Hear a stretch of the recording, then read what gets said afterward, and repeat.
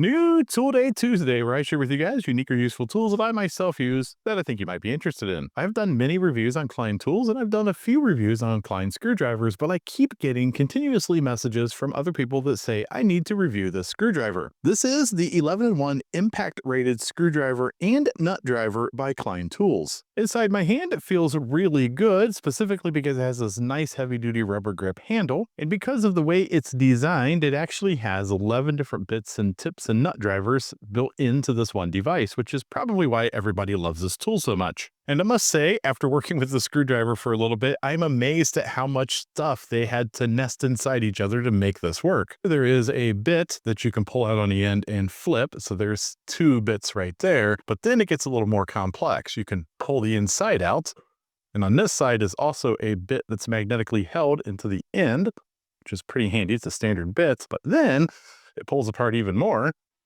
and there's even more tools nested inside.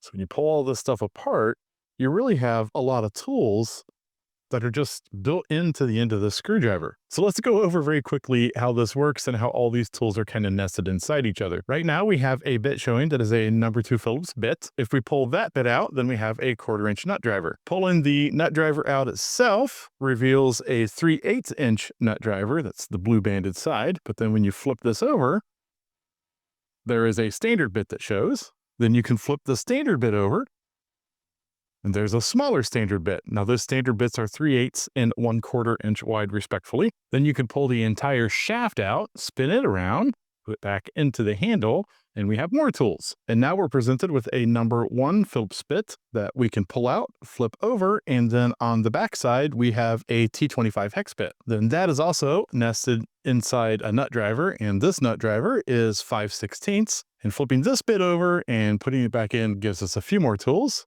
Right on the end, we have a number 1 square bit, and flipping that over gives us a number 2 square bit. And so you're probably wondering where the 1/2-inch nut driver comes from, and that is the end of the handle itself will accept a 1/2-inch nut or bolt head, depending on what you need. So now after owning and working with this tool, I totally understand why it has such a hard following. It has a lot of tools built into just one device. And depending on your trade, this might actually include most of the tools that you would use on your daily adventures.